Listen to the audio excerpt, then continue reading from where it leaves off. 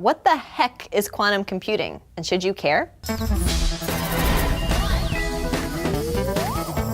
Hi guys, Crystal here with D-News. I don't know if you've noticed lately, but there's a new wave of computer technology being quietly developed in basement labs and secret company offices. I'm talking about quantum computing. Companies like Google, Microsoft, and IBM, not to mention the US government, have started investing heavily in the development of quantum computers in the last few years, and news of their investments is slowly leaking out into mainstream media. So what is a quantum computer, and why are all of the major powers that influence our lives interested in them? Well, the short answer is that they promise to be faster, safer, and better at solving certain kinds of problems than our trusty laptops. But that's only one part of the quantum picture. First off, let's figure out what it means for something to be quantum.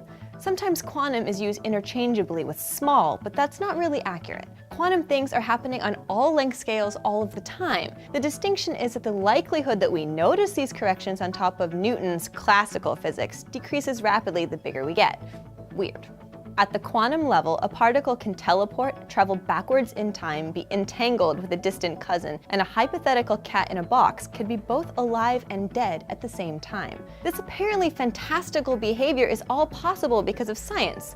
Well, physics, and a little math. Most relevant to our quantum computing plot is the idea of superposition, which transcends classical deterministic outcomes, alive or dead, heads or tails, 0 or 1, to describe these states as a distribution of probabilities. The cat has a 70% probability of being alive. And as a funny outcome of the science, we don't get a fixed answer until we actually open the box and observe the cat, take a measurement of the system, or otherwise ask it for a specific output. A computer capable of exploiting this and other quantum properties like entanglement would not be constrained by a classical computer's need to perform calculations sequentially, because quantum bits would be capable of existing in a probability of many states, and thus be much better at tasks like simulating molecular bonds, performing rapid searches of complicated databases, or factoring large numbers very quickly. These examples may seem silly or irrelevant until you learn, for instance, that factorization is prohibitively time-consuming for a classical computer, which is why it forms one common approach to data encryption. Now quantum computers are looking pretty good, especially if you have an interest in national security. So how close are we to a programmable quantum computer?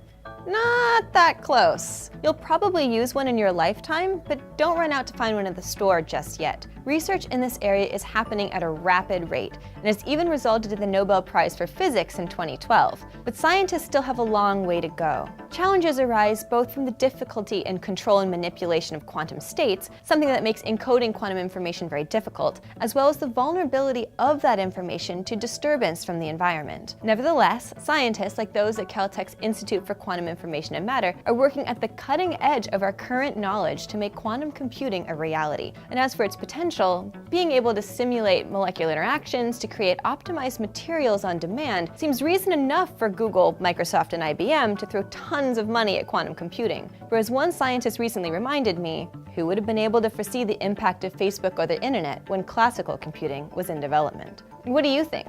Will quantum computation change the world? Subscribe to D-News and let us know in the comments down below. And come find me on Twitter, @PollyCrystalHD.